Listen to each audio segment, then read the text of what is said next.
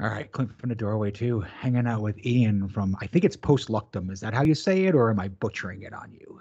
That is it. That is it. Post Luctum, good sir. All right, awesome. Uh, so Ian is the mastermind behind this entire project. He is a one-man machine. So we're going to talk to him about a couple of records that he's done. Starting off with After Morning. That was the first EP that you did, correct? That is correct. Cool.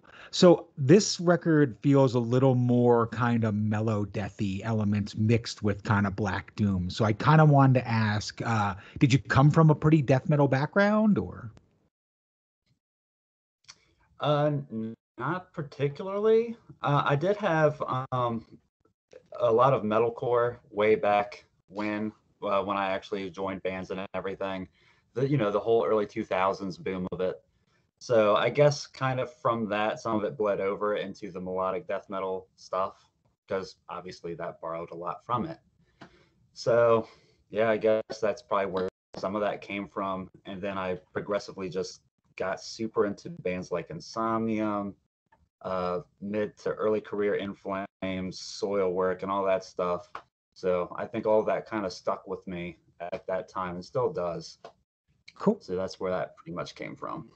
Awesome. Yeah, because I was going to say that to me, that EP kind of reminds me of a mix of kind of like early Catatonia, a band called Ancient Wisdom that I really liked, and then a lot of dissection. There's a ton of like dissection feeling Oh shit. vocal. Yeah, yeah, vocals and guitar work. So yeah, so like that was kind of cool.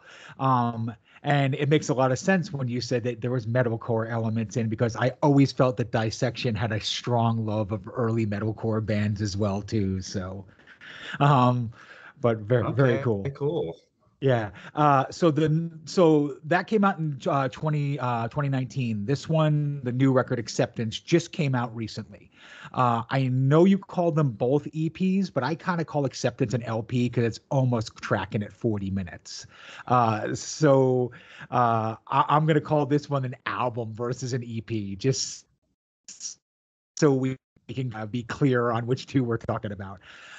With Acceptance, you Okay. definitely move more into the doom death side of things for me. I know people say the word death doom, but I say it's more doom death.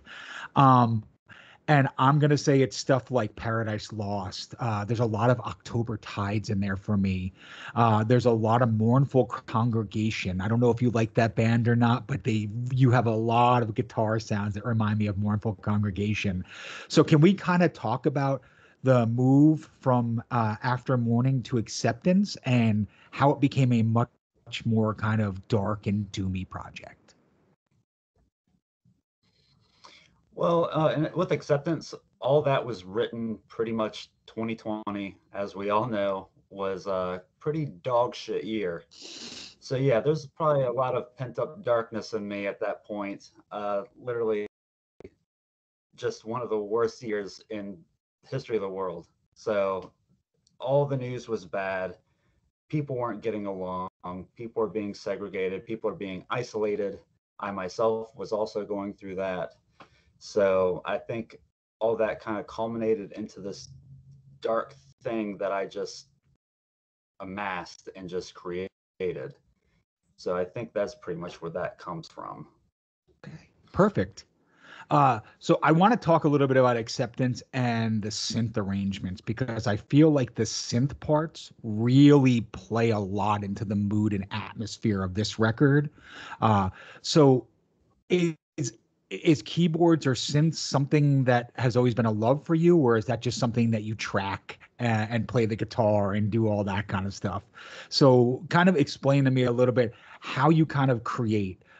Do you write more on the melody and the synth lines, or do you kind of have a song idea structured and then add those synths to it?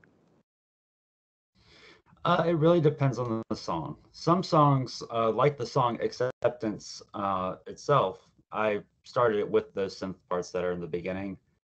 I just love how those notes kind of sounded and played together, and then I just added the guitars and built on it from there. And then it kind of just took shape. Even the little piano breaks uh, follow the same notes and everything. So yeah, That's pretty much Cool. how that No, formed. awesome. Cool. Um, so I want to talk about the artwork for Acceptance because after Mourning, it's just kind of abstract. But with Acceptance, when you listen to the record, it almost feels like the music it's being played. It's kind of unsettling, and you're not really sure what the actual image is. So can you talk a little bit about how the artwork plays into the actual release of Acceptance? So really, how the artwork came to be, I absolutely love the artwork from the album.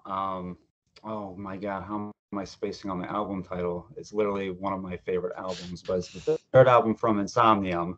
Okay. Um, that artwork, I absolutely love that so very much. And I believe even some albums by the band Before the Dawn used the same artist. So I looked into them, and I saw that on his site for sale, and it just grabbed me instantly because it obviously, since he worked on those pieces, Hmm. that piece had that signature look to it, and also had a very eerie, like horror-esque tone to it, almost like a scary stories to tell in the dark from way back in like the early 90s. Yeah. So instantly I was like, oh my God, this is for sale. I have to get this now, and I need to use it on my next release.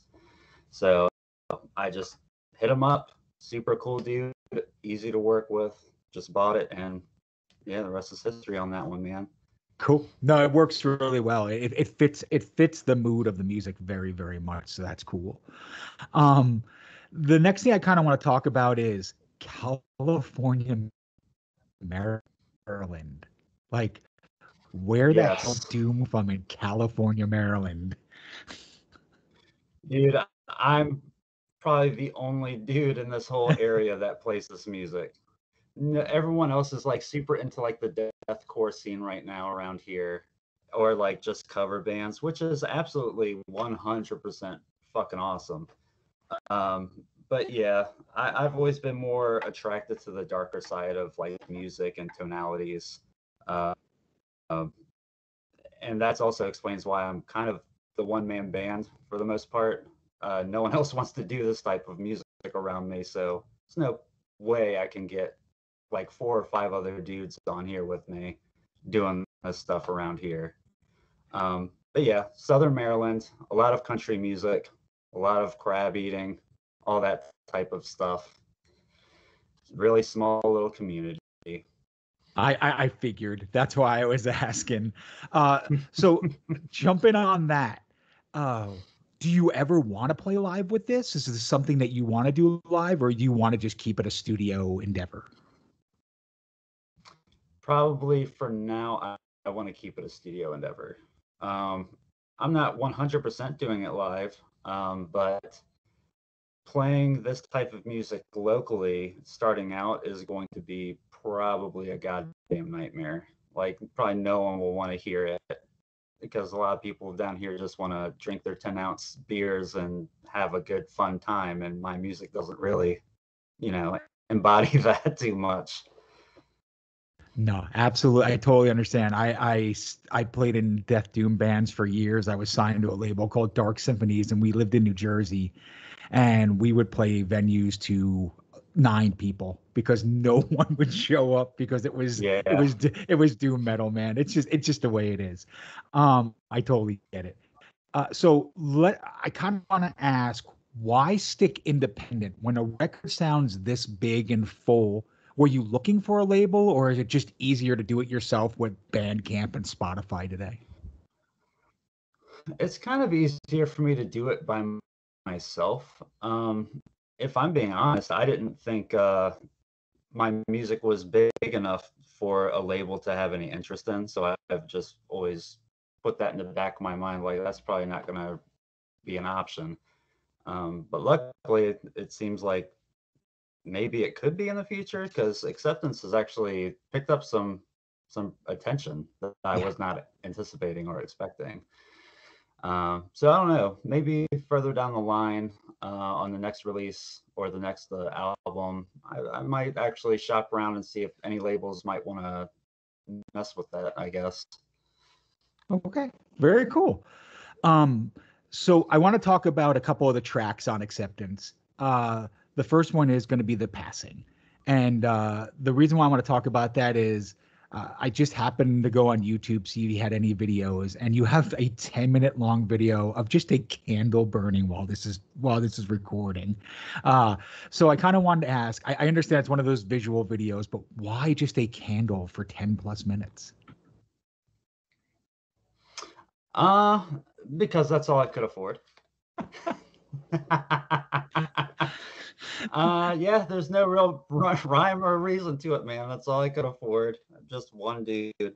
Um, and I just did it off some little rinky-dinky visualizer site. I was like, well, it's a dark ambiance, dark atmosphere. Yeah, candle looping's pretty good. Cool. So my favorite track, and it seems like many others, is Our Moments. All right. That song just speaks to me. It is probably for you gonna be, and just as me just talking, one of the more iconic Death Doom records songs that I've heard in the last few years. It kind of just touches me in that place that band like so my favorite Death Doom band ever is DeLorean. And that song so reminds me of a DeLorean track that you just like you brought back all this kind of just memories of the second White DeLorean record and all the great tracks that are on there. So I kind of wanted to ask you about Armaments. Like, how did that song come about? Was it just something you had written? And are you shocked at the super positive feedback I'm seeing for that song in particular? Um, yeah, there was no real process or thought process in writing it. A lot of this work that I've done is usually just, well, I'm in the mood for this pace, so I'll write at this pace. And for that song in particular, I had just got a brand new guitar that I could start tuning to drop G. So from there, I was like, well, let me see what I can do with this tuning.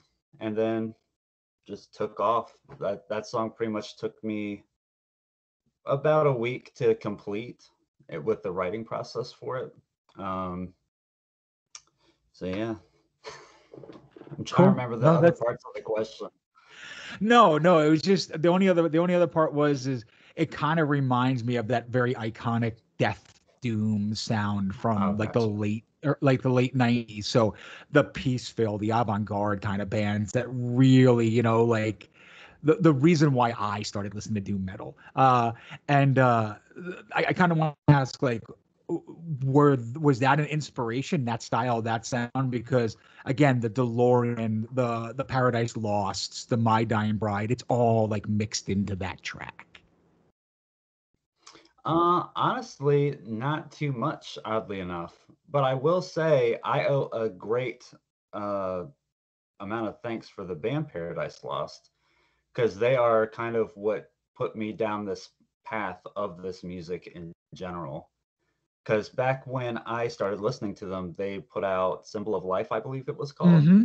and they weren't really on that path. It was like more hard rock type stuff, which is what I was listening to at that time. And then I just looked further into them, and then it forked off with Catatonia, and then I got darker and deeper, and then next thing I knew it, I'm listening to like Shape of Despair and stuff like that.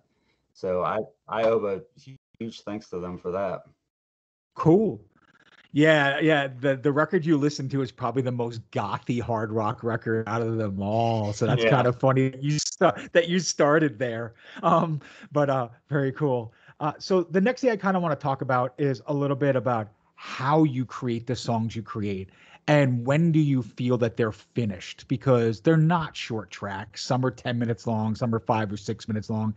In this disposable world of like 2 minute and 30-second songs, when do you feel that a song is done? And how do you like at the end of the day, okay, acceptance is this, it's these tracks, it's this long, I don't need to go any further? So a weird way to answer this, I don't believe any of the songs are done. I Okay. just get real fucking sick of them.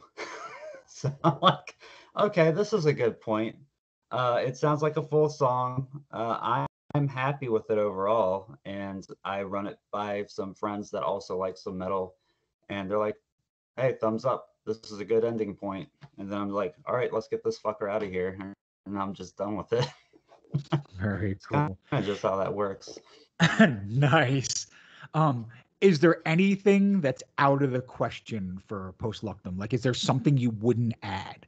Is there, and I'm not talking about like rap or hip hop or anything like that, but like within the extreme music scene, uh, a lot of doom bands add electronic elements. They add a lot of proggy elements. Is there something that you wouldn't like? Is there something that you feel is out of the question and will never be touched in that kind of a world? Hmm, that's a good question. There's not really anything I can think of. I mean, I guess like putting wind chimes would be pretty pointless. I don't think I'll utilize wind chimes in my music. There you go. That's a great answer.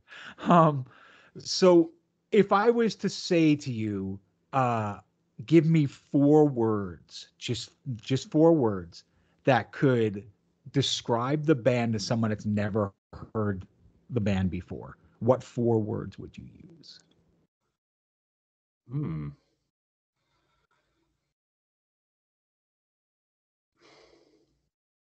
I would say heavy, haunting,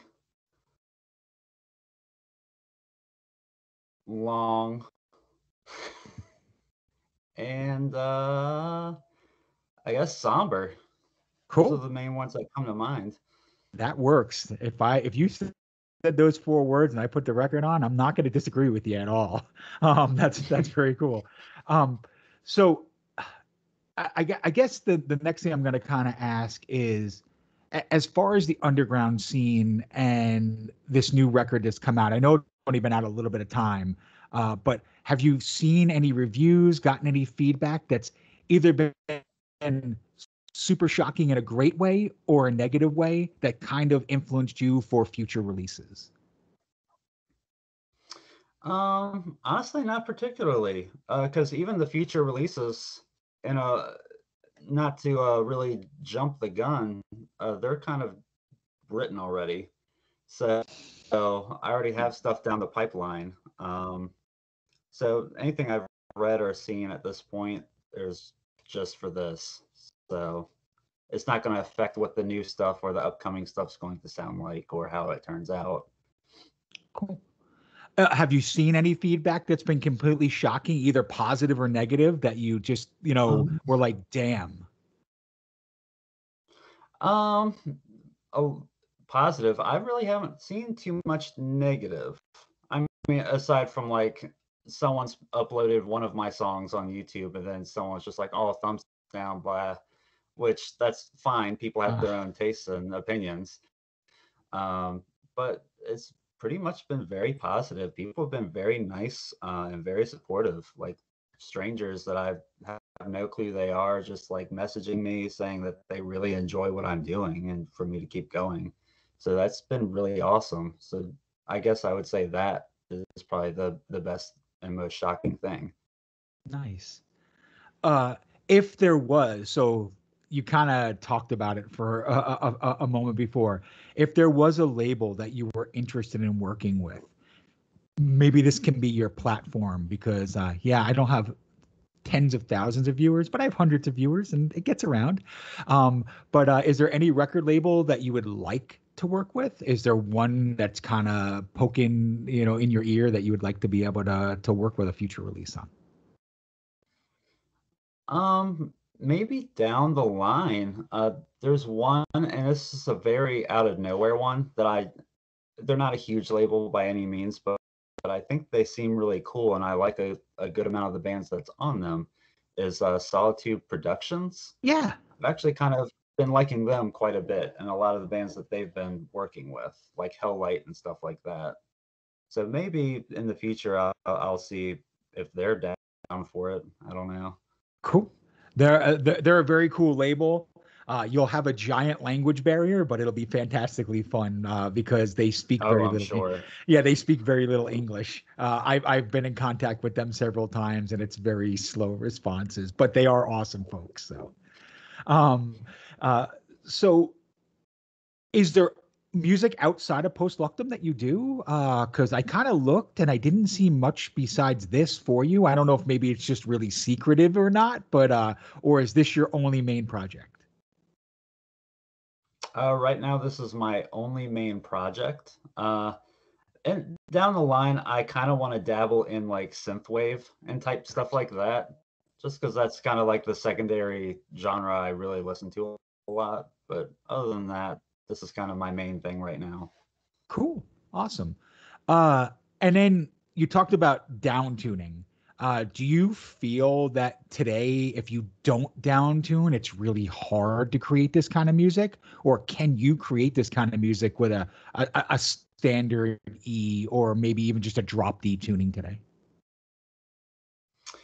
I think you could, but you'd have to be pretty creative with how you do it. Um, yeah, I think, and I'm guilty of this too. I think a lot of people are leaning too heavily into tuning lower and lower and lower and slapping on more and more strings to the point that it will get absurd, and then it'll just be a low rumble throughout the entire track with just gutturals. I would like to see a standard tuned or a drop D bounce back. I mean, bands like Insomnium don't tune super low themselves. They're just in standard D, I believe, or were at one point, and they were pulling off some borderline death doom themselves. So I'd like to see that actually come back. One of your favorite bands in the world, Paradise Lost, still don't drop tune that low, and they're heavy as all hell. So I agree, man. Like, Yeah. cool. Uh, Good place to continue on to what you just said. So with the love, and I am not one of these people. I know people are, but with the love of 7 and 8 string and Jesus 9 string guitar now, um, like where do you feel? Do you feel again that a 6 string guitar just down tuned is just as useful as a 7 or 8 string, or do you really feel that these 7 and 8 string guitars are the destiny for this kind of music? Um, I actually don't know. I think sevens are probably the sweet spot for this type of music. I think eights get a little too absurd because now I'm seeing people go all the way to drop D again. And Yeah. now I'm like, okay, this is getting silly now. Um, but I think sevens are kind of the sweet spot when it comes to the like doom death type genre. Cool.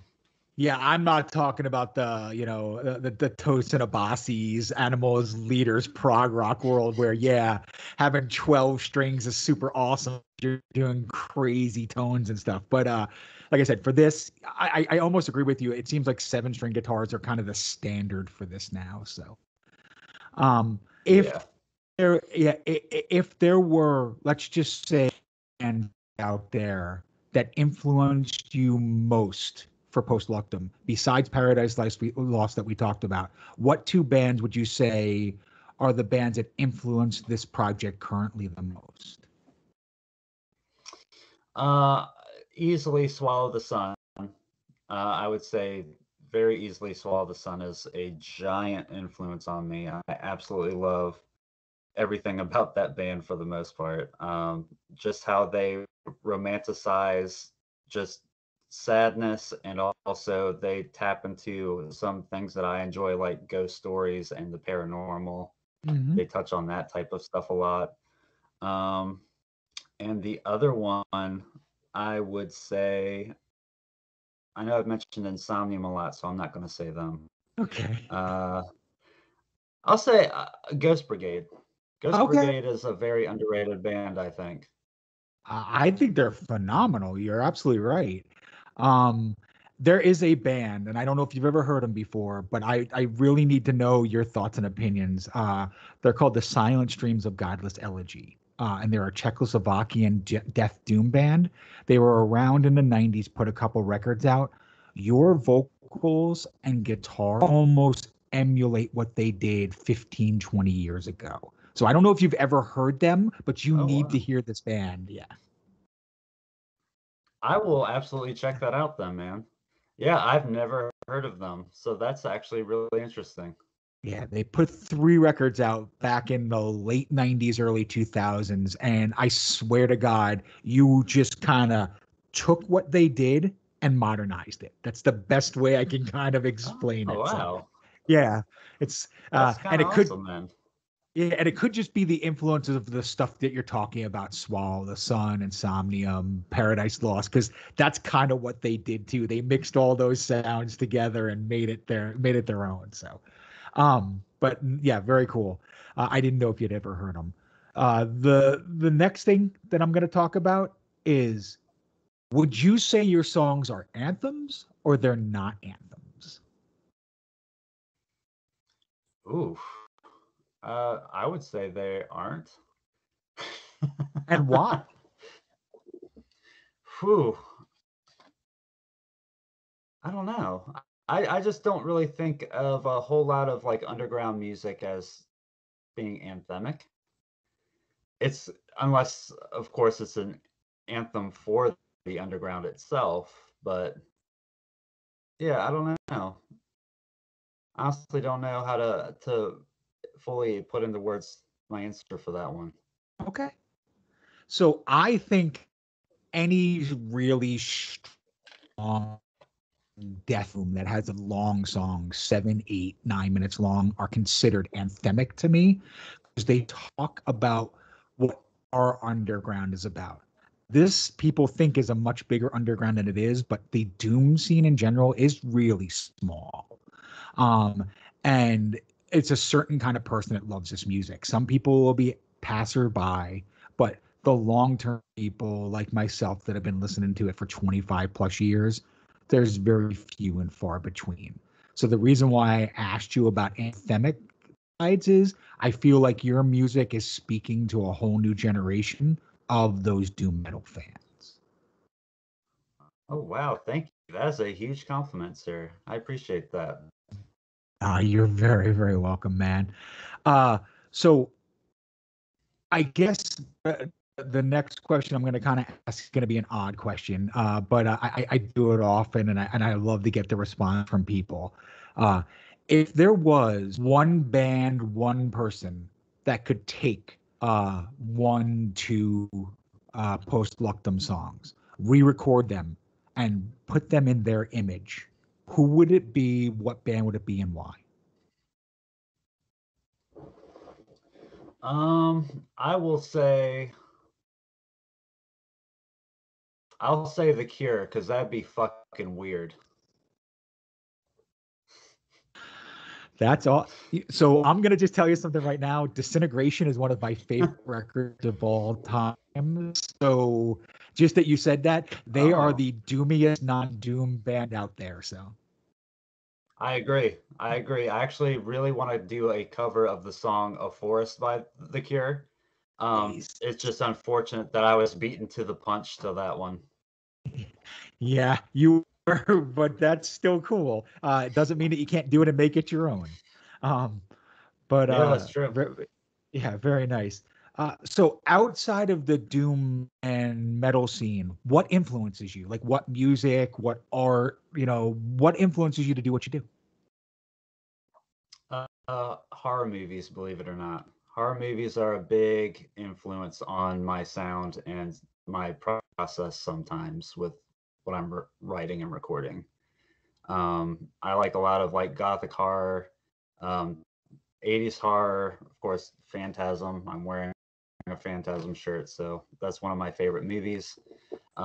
Cosmic horror, uh, just a lot of that stuff. Horror really plays a big role for me. Um, in terms of music, uh, synth wave, I've mentioned. I do love synth wave. I love like 80s rock a ton. Um, I like art pieces in general, like paintings and stuff. MC Escher paintings. He's my Mhm. favorite artist. Uh, yeah. Outside of that, just life in general is a big influence just being a spectator on the world itself kind of helps push me with creating. Nice. Thank you. Thank you for that very much. Um, is there a time where you like that creativity just gets blocked and you move on, and maybe there's some songs that have been sitting there that maybe someday you're going to use, maybe not? And the reason why I ask this is, being a musician myself, I have songs from 20 years ago just kind of sitting there that I don't know what to do with. Have you ever thought about maybe taking those songs and collaborating with somebody, or is this always going to kind of be a one-man project? So I get into a lot of trouble with my buddy that I go to for recording, uh, Danny, who actually mixed and mastered all my work, which I count him as a unofficial second member of this project. He's really done a ton of work and so much help for everything I've been doing. But he gets very frustrated because he'll be like, "Hey, what happened with that one guitar part that you were showing me the other day?" I'm like, "Oh, I deleted it." I just clear out. I just don't like keeping things around if I'm like, I know this is probably where this is going to end and it's not going to go past this point. So I just clear it out. And he gets so frustrated when I tell him I've deleted things. Gotcha. Yeah, I feel the same way. Like, people say the same thing. Hey, you have this great riff. What happened to it from like 6 months ago? I don't know. It's dead. It literally is just a dead riff. It's never gonna go anywhere. Um, but have you ever thought about taking those songs and maybe doing something different with it? Because maybe it's just Post Luctum is not. It's not for. I mean, that's possible. I do have some songs I have just kind of sitting in limbo that I'm like, these are not post Luctum songs. Um, they have like a weird, goofy melodic death metal with some tinges of black metal to them, and they're just kind of sitting there. I don't really know what else I can do with them unless I start some project or just morph them into something else. Um, but yeah, I do have some songs sitting around. Don't know what to do with them. They might get deleted. I don't know. Awesome. And so acceptance, it's a digital only release, correct? It's not on any other format right now.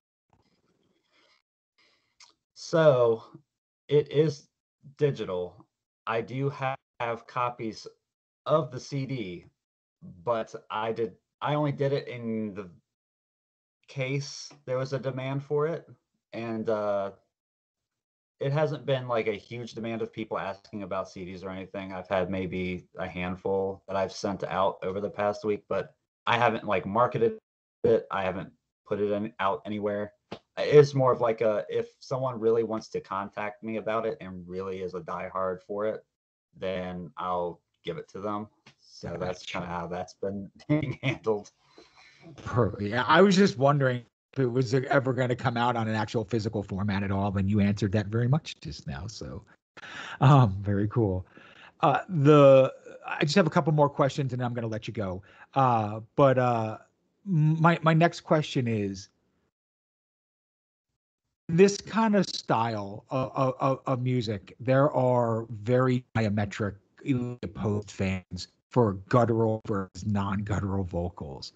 Um, and I kind of wanted to ask you, do you ever see yourself doing clean vocals mixed with it? Or is it always going to be kind of a more death doom guttural kind of thing? I actually do have songs that have clean singing in them. There's a demo song that's on the Bandcamp called The Lighthouse Keeper that actually is kind of 50-50. It's half of one song and then half of another, and I just kind of push them together. And the whole first half is clean singing. I don't care for my clean singing, so I don't really utilize it too much. But I do have songs right now that I actually really love, that I'm proud of, that are going to have clean singing in them. But it's not going to be a prominent thing. I think I am going to probably stick mostly to the gutturals or the layered type vocal where there's the high scream with the Mm-hmm. guttural. That's kind of my favorite thing to do. So it'll probably still be primarily guttural work for the most part. Yeah, I don't want gutturals to go away. That wasn't the reason I was asking. I just didn't know if you wanted to Oh mix it yeah, out yeah. because yeah. I just want to know if you felt like doing that because a lot of people in this world like hate when bands do that. Like for me, and I'll be honest, it's probably a guilty thing, but My Dying Bride died to me the day that Aaron just started singing all clean. Like it like it's I can't listen to those. Like like the River record and stuff. It just bothers me because it's like what happened to that beast that was behind the scenes. Now it's this like gothic whining human being. So nah, your gutturals are very very good. So definitely stick with them. Um, the last question that I have is if today Post Luctum was to end, what do you want the band to be remembered for? Ooh, that's a good question. Um, if it were to end today, I guess I would want it to be remembered for just acceptance, I guess, because that'd be pretty funny to end right when I've released a new album. Gotcha. Awesome. So I'm going to give you the next 5 minutes or so to kind of talk about Post Luctum, anything that's going on, any future releases, any interesting things you want to talk about.